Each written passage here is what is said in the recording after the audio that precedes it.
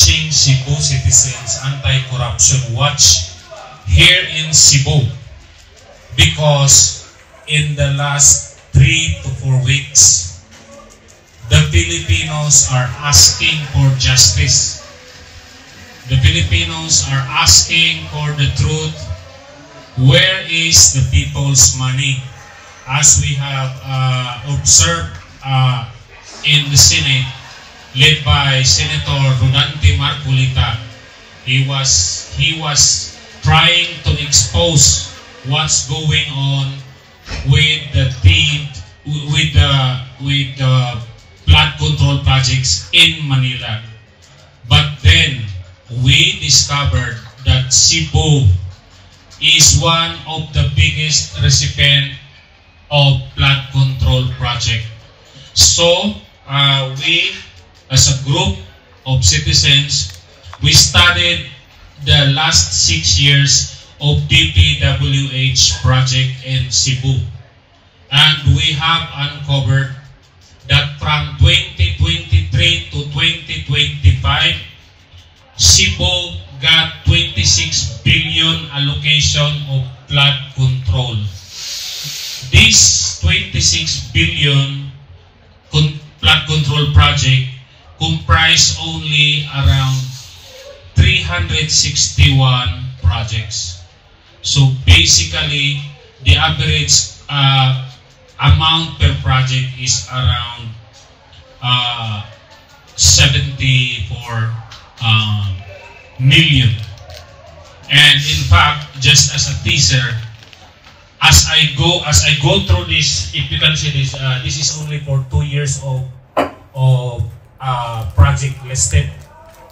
One of the most expensive flood control projects are located in Kotkot River in Liloan.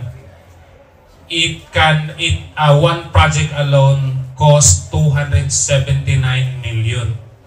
And we discovered not only one, not only two, but at least 6 Kotkot River flood control projects, which we will visit, we will inspect, and see if there is in fact a flood control project. If it is there, if there kung naadiha, we will upload the contractor, we will upload DPWH, we will upload the politicians who sponsor them. But if it's not there, we will file a case through our voluntarism.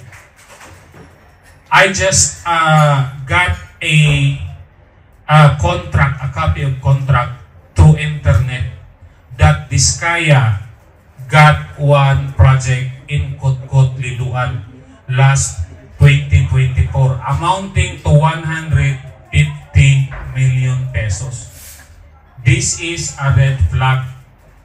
We are not really planning to focus on Kotkot, but when this surface sa social media, this raises a red flag because the Diskaya family are already out of the country.